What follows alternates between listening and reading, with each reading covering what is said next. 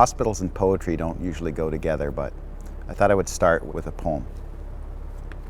The time will come when with elation you will greet yourself arriving at your own door, in your own mirror, and each will smile at the other's welcome and say, "Sit here, eat." You will love again the stranger who was yourself. If you think about that poem, and you think about if everyone that was on my team felt this way about themselves, we believe that it would be transformative for our workplace.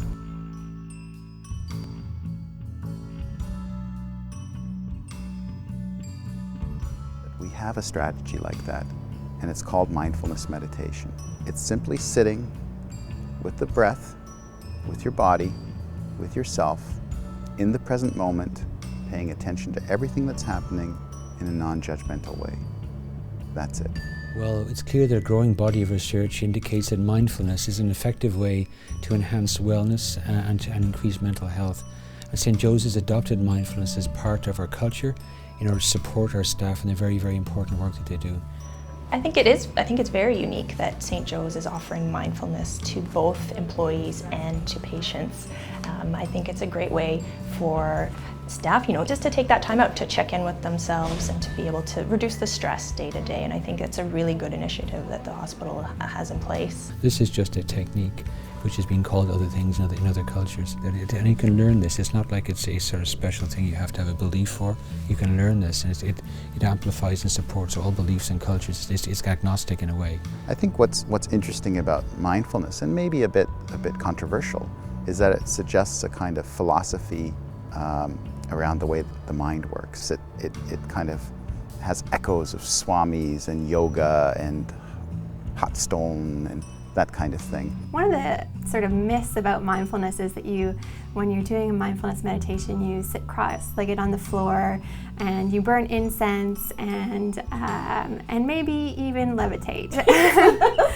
And it's not actually like that. It's really just kind of an everyday thing that looks at, kind of centering your attention and paying more attention to the moment. I think what makes this so different is that the science behind this, if you pull the papers on this topic, you will find just a sheaf of empirical evidence that basically says this stuff really works. I actually have a reflection here from a patient who participated in one of our mindfulness groups and found the group to be very beneficial. I had heard about the practice of mindfulness several years ago, but at the time I had no idea what a positive impact it would have on my general well-being.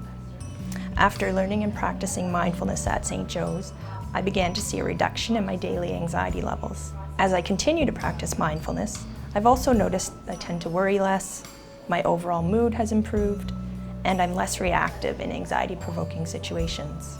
I would highly recommend the mindfulness practice offered at St. Joe's.